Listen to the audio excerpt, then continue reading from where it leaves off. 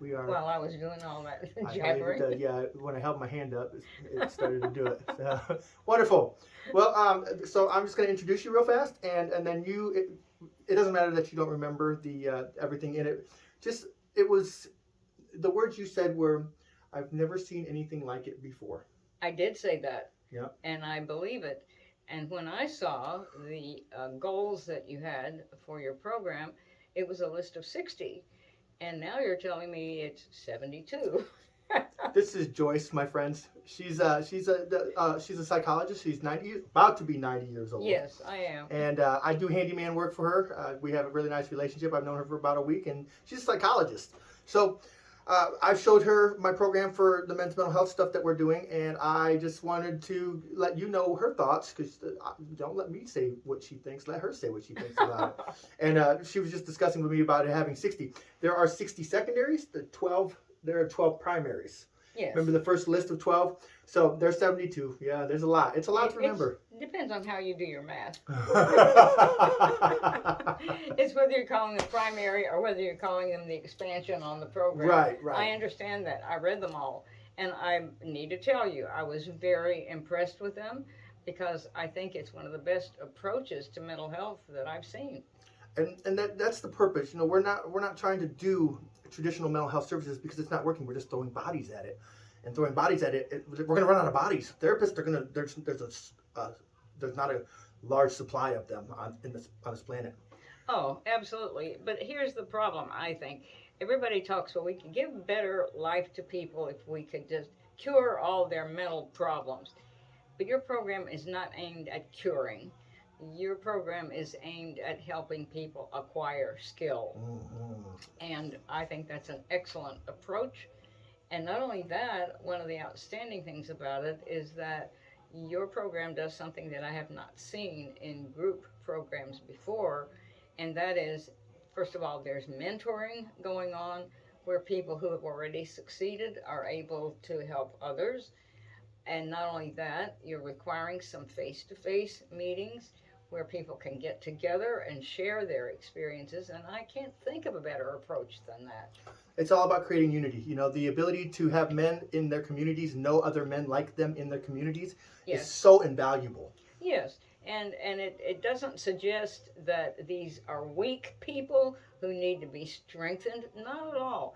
What it means is that people need a lot of experience in taking care of themselves and being strong at what they do and helping each other with what they do. And that is a healthy approach. There is no way for anyone to say that it's anything other than healthy. That's right. It's good for people. That's right. And men have been somewhat neglected as far as mental health is concerned. And now there's a whole lot more emphasis on it because Governor Pritzker is going to allocate a bunch of money for mental health, especially for men, because if you look at the statistics about who's committing the crimes and shooting people and doing stuff like that, it's rarely women. Not that they can't do it once in a while, but the large group is male. And not only that, the more frightening thing is the high rate of suicide among boys as young as 14. It's insane. Because they're feeling bullied and weak or whatever it is, and we don't have any program in place to help them be other than that. Right. We're reacting to the situation instead of proactively. Absolutely. We're not preventing or helping people approach life with strength. And that's the thing that I like about your program. I also like that it doesn't suggest guilt to anybody. That we've all done things in the past that maybe weren't the smartest things we ever did. But more importantly, what will we do tomorrow? Do we have to feel guilty the rest of our lives? And the answer is absolutely not. Absolutely not. You can say, but I don't ever have to do that again because I learned from that it was not a good thing to do. And here's something better that I can do than that. Beautiful. And so that's, I think, another thing that's tremendously helpful with your program. Thank you for that. And I want you to know that you're not paying me to say these things. Not at all. Oh, I'm sure they know that by now. I deal with some of the best men on this planet, and they all want to grow. And that's the important thing is that they see there's so much stagnancy on this earth, and things are not really getting better. Well, and I think, too, that not just to grow, but to have a peaceable life, whether you feel a sense of contentment that you're doing as well as you can, and maybe tomorrow even better, because you have the skills in place to do it. I love it. As long as you have somebody to help you acquire them. Yes, ma'am. And it doesn't suggest that you've got a history of mental health treatment or anything like that. Right. It just says, here's a good program for helping young boys and men or whoever else is interested in it to become as strong as they can be, as productive as they can be, and as happy as they can be, and as loving kind as they can be, because they'll get it back in return if they do. A woman amongst women. You are a fantastic example of a genuinely beautiful human being. Well, thank you. You really are, you know. And I hope that these guys, I hope that, you know, we're working on some major, we're facing obstacles and adversity, unlike the world has no idea. So I've got a lot on my shoulders. And I'm facing down titans right now that are molding men in the wrong direction. And they're trying to make them, well, what they're doing is they're making them even more lonely. Yes, And I agree. It's sad. You know? And more guilty. And more guilty. And their consciences are not being trained. They're not being cleared. So they're walking around, you know, saying out loud things and having to fall asleep at night, like you said, with those things on their mind, and they're not happy. And so this whole thing is about making them happier. Self-love. Yeah. Critical. Self-love is so critical. So.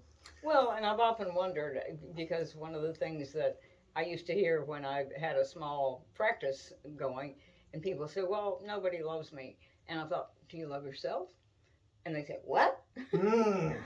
Because if you're not lovable, how can anybody love you? Because if you can't express it, receive it, and give it, you don't have any experience with it. You don't even know what it is. And your program is a way of helping people do that. I think one of the problems with it, which is not even anything that needs to be corrected, is that there are so many different definitions of love. You know, that we think about romantic love and we'll all go kiss each other and hug each other. No, it doesn't have to be romantic. It means concern about another person's well-being and their lives, and having an interest in other people's lives. And when you do, then people are interested in yours, because it's an exchange and you get back what you've given. And if you haven't given anything, you're not going to get anything back either. Absolutely not. Absolutely not. And so, you know, I guess that's the value, is that my program helps men to learn to find their joy in giving. If they can find their joy in giving, then all these other things won't matter anymore. They'll be content with the small things, and they'll attract relationships that are based on a lot less than what these men are teaching these men to concern themselves with. You know, there's this whole alpha and beta thing where men are giving men labels, and we don't do that as men. As men, we mind our own business. We walk our own path, and we be kind to everybody we meet. And in doing such, we're going to attract other kind people and build beautiful networks. I'm much opposed to labels, and I don't care who's giving them or what those labels are, because it gives people a place to hide, and it also gives you a target. Wow. Or someone else a target to say, well, those are a bunch of crazy acorns or whatever our group is. You know, we give it a funny name. And so labeling is a type of rigidity. I mean, it says, you know, I am an acorn. Well, you might be a cashew nut. You might be a peanut. Who knows?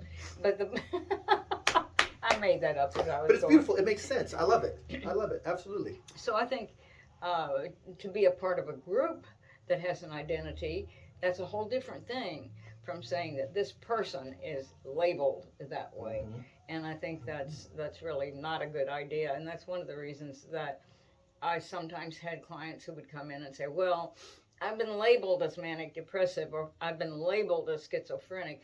And my question to them was, who put the label on you? And sometimes it was another therapist. And I've said, are you over it? You know, has it worked for you? And they said, no. You know, they said no. And I said, maybe you don't need that label. I said, and why don't you think normal? Normal would be a nice label. Happy, that'd be a nice label. Contented, that would even be better. loving, kind, caring. Yes, those would be nice things. Mm. But the labeling people with disorders is my idea of demeaning them. Sure. And I'm very much not in favor of it. Right. But I wish your group a tremendous amount of success, because I can find no fault with it at all. And yes. You're such a fantastic woman. Thank you so I'm much. in the business of finding fault with therapy when it's not working, when somebody's just making money at it, or somebody is just wants to take advantage of somebody else. Absolutely, absolutely. And I don't like programs like that, but that's not what yours is all about. And I want to be sure you keep it that way. It's going to be free for everybody forever. As soon as these, hopefully we get the attention of the foundations and the government that want to throw money at something like this to help it spread. That's what we need money for. You know? Well, yes, and the thing is, I mean, any program like that requires a certain amount of funding, because you have to have a place to meet. You might want to give somebody something to eat when they're there. Right, absolutely. I mean, but that doesn't mean that you're going to wind up living in a mansion with a yacht tied up at your dock. Right. You know, because that's taking advantage of people. Absolutely. And that happens way too often with televangelists. Oh, man. Who are Man. saving everybody's souls. Mm. And again, if they are enriching people's lives, it's not my job to criticize them. But I don't think it's healthy sometimes, the things that they're doing, because it's based on guilt.